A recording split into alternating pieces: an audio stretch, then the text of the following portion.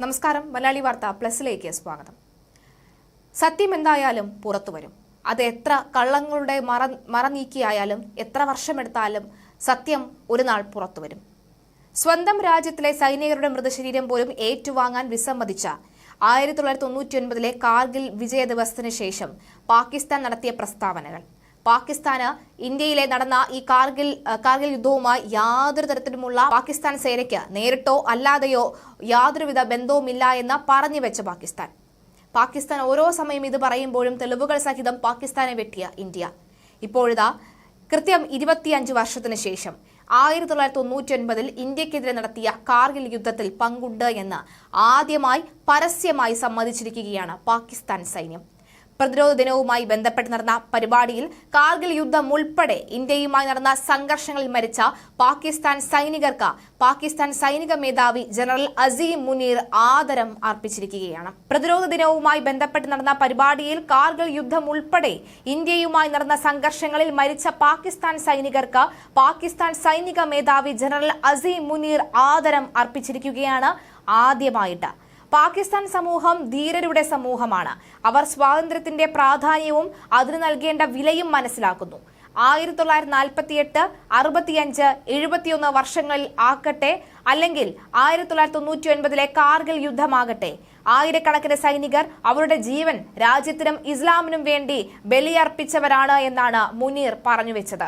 ഇതാദ്യമായാണ് ഔദ്യോഗിക സ്ഥാനം വഹിക്കവേ ഒരു പാകിസ്ഥാൻ സൈനിക മേധാവി സൈന്യത്തിന് കാർഗിൽ യുദ്ധത്തിൽ പങ്കുണ്ട് എന്ന കാര്യം പരസ്യമായി തന്നെ സമ്മതിക്കുന്നത്. കാർഗിൽ യുദ്ധത്തിൽ പാക് സൈന്യത്തിന് നേരിട്ട് പങ്കില്ല എന്നായിരുന്നു ദീർഘകാലമായി പാകിസ്ഥാൻ മുന്നോട്ട് വെച്ചിരുന്ന വാദം.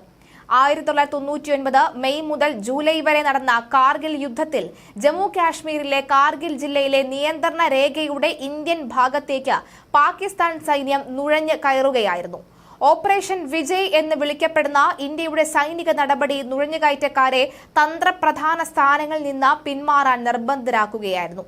സൈന്യം തങ്ങളുടെ പങ്കാളിത്തം നിഷേധിക്കുക മാത്രമല്ല, പിന്നീട് ഇന്ത്യൻ സൈന്യം കൈമാറിയ സൈനികരുടെ മൃതദേഹങ്ങൾ സ്വീകരിക്കാൻ പോലും വിസമ്മതിക്കുകയും ചെയ്തിരുന്നു.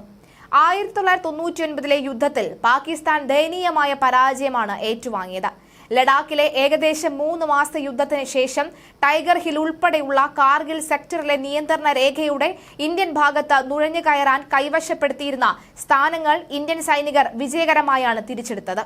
കാർഗിൽ സെക്ടറിൽ നിന്ന് സൈനികരെ പിൻവലിക്കാൻ ഉത്തരവിടാൻ US പ്രസിഡന്റ് ബിൽ ക്ലിന്റണും പാക് പ്രധാനമന്ത്രി നവാസ് ഷെരീഫിനോട് ആവശ്യപ്പെട്ടിരുന്നു. യുദ്ധത്തിൽ പാകിസ്ഥാനെതിരെ ഇന്ത്യ നേടിയ വിജയത്തിന്റെ സ്മരണാർത്ഥം ഈ ദിനം കാർഗിൽ വിജയ് ദിവസായാണ് ആചരിക്കുന്നത്. 545 സൈനികരാണ് പാകിസ്ഥാൻ നുഴഞ്ഞുകയറ്റക്കാരോട് പോരാടി ജീവൻ ബലിയർപ്പിച്ചത്. കശ്മീരിൽ തങ്ങളുടെ അവകാശവാദം ഉന്നയിക്കാൻ പാകിസ്ഥാൻ നടത്തിയ തന്ത്രമാണ് ഓപ്പറേഷൻ എന്ന് ഇന്ത്യ എപ്പോഴും നില ആവർത്തിച്ചുകൊണ്ടേയിരുന്നു, അല്ലെങ്കിൽ നിലനിർത്തിയിട്ടുമുണ്ട്. യുദ്ധ തടവുകാരും അവരുടെ ശമ്പള ബുക്കുകളും യൂണിഫോമുകളും ആയുധങ്ങളും ഉൾപ്പെടെ കാർഗിലിൽ പാകിസ്ഥാൻ സൈന്യത്തിന്റെ ഇടപെടലിന്റെ നിരവധി തെളിവുകൾ ഇന്ത്യയുടെ പക്കലുണ്ട്. യുദ്ധാനന്തരം നിരവധി പാക് സൈനികരെ ഇന്ത്യൻ സൈന്യം കാർഗിലിൽ അടക്കം ചെയ്തിട്ടുമുണ്ട്. കാർഗിലിൽ കൊല്ലപ്പെട്ട സൈനികരുടെ മൃതദേഹം ഏറ്റുവാങ്ങാൻ പാകിസ്ഥാൻ സൈന്യം വിസമ്മതിക്കുകയും ചെയ്തിരുന്നു. യുദ്ധത്തിൽ കൊല്ലപ്പെട്ട പാകിസ്ഥാൻ ഉദ്യോഗസ്ഥരുടെ മൃതദേഹം അധികൃതർ രഹസ്യമായാണ് അന്വേഷിച്ചിരുന്നത്.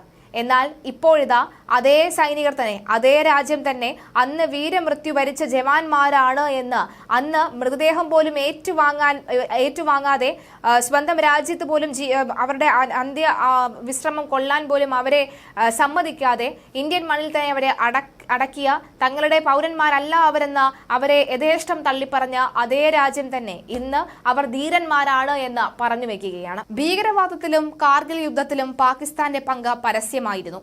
എന്നാൽ ഇപ്പോൾ പാകിസ്ഥാനും അത് അംഗീകരിച്ചിരിക്കുന്നു.